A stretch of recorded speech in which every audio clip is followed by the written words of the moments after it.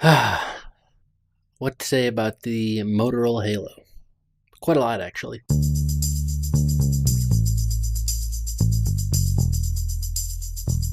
A quick word from our sponsor.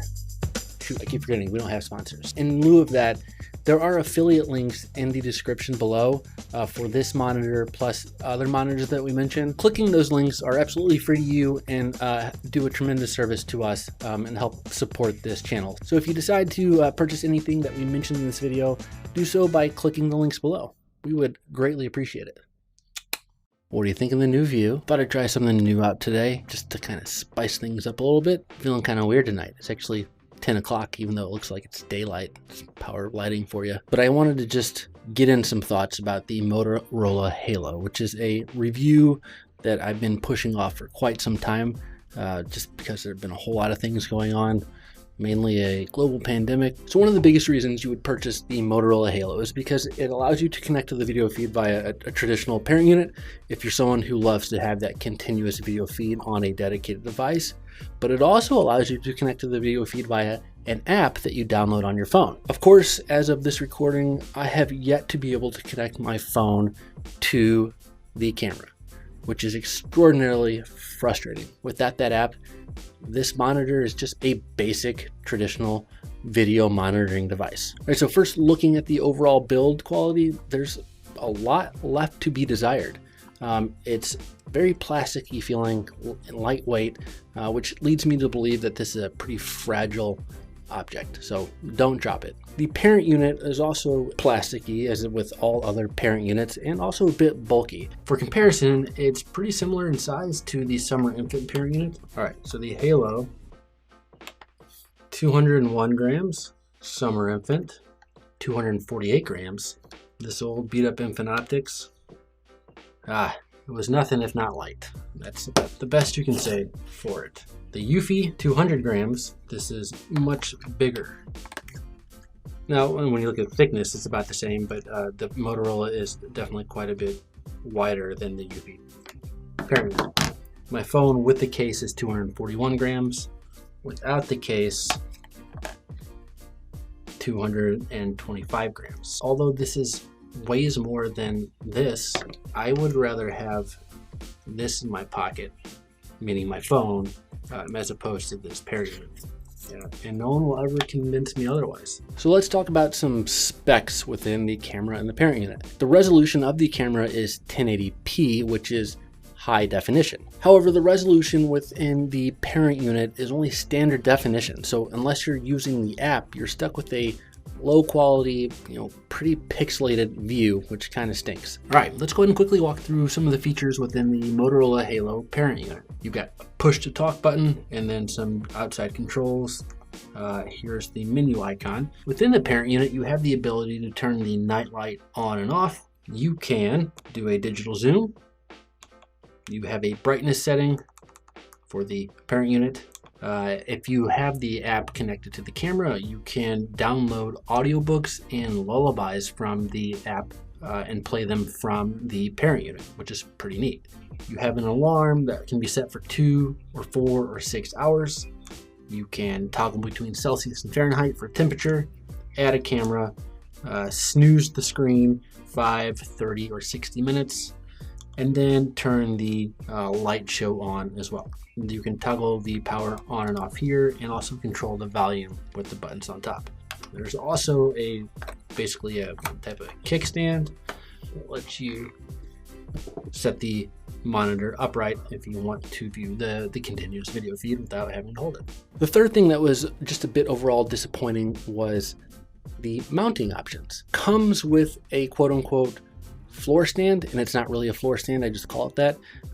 It's a crib mount, and it looks like a floor stand. You can see it over my shoulder here. What you have to do is basically connect the camera mount to the wall of a crib, and then you connect the camera to that mount, and that's called the dock mount. The other mounting option is called the desk mount, which basically means that you just place the camera on a flat surface somewhere within the nursery. Now, if you don't want to utilize that dock mount or the stand that affixes to your baby's crib, there is another option available to you, and that is to utilize this 1/4-inch thread at the base of the Motorola Halo. So how do you use it? You get one of these little adapter guys, these little screws. It's got a 1/4 inch thread at the tip. I'll have links to these in the description below. You just basically put this into the thread like so. From there, you're gonna wanna take a drill bit that's the same size as this screw, 1/4 inch, and drill a hole into a block of wood. Then you're gonna take that adapter, screw it into the hole, then you've got yourself your own DIY stand. Now, I do have a video on how to make your own DIY stand, and I will have that linked in the description below. But basically, the end product is as such. From here, you can see that I've already got the screw threaded into the hole. Take the camera, screw it onto the screw. I can't think of other words today for some reason. Tighten it up, and there you go. Voila. You've got yourself your own DIY stand. Pretty simple. Now, I love this thing because it really adds versatility in where you can mount the monitor. With this thing, you can move it around anywhere in the room and still maintain that bird's eye view into the crib, which is going to be super handy. I firmly believe that the more mounting options you have, the more versatile the monitor becomes, and the longer you will be able to get value out of said monitor. So like I said, I will have links to this floor stand that I bought off of Amazon in the description, as well as the link to the DIY video that I made on how to make your own DIY stand. There you go. Now you're off to the races.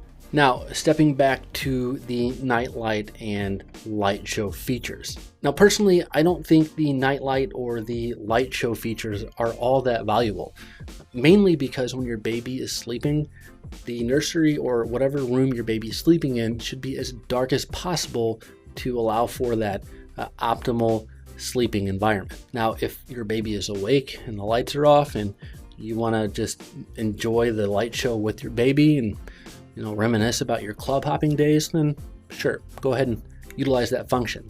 It's time to wrap this thing up. So despite my best efforts over the last week to try and get the app on my phone to connect to the monitor itself, I was unsuccessful. And it's pretty disappointing because I feel like I'm not able to provide as complete of a review as I normally would if I would have obviously been able to test out the app. But despite that, I still think I'm able to provide a pretty accurate depiction of what life would be like with the Motorola Halo baby monitor. And so I'm going to wrap it up with some final thoughts here.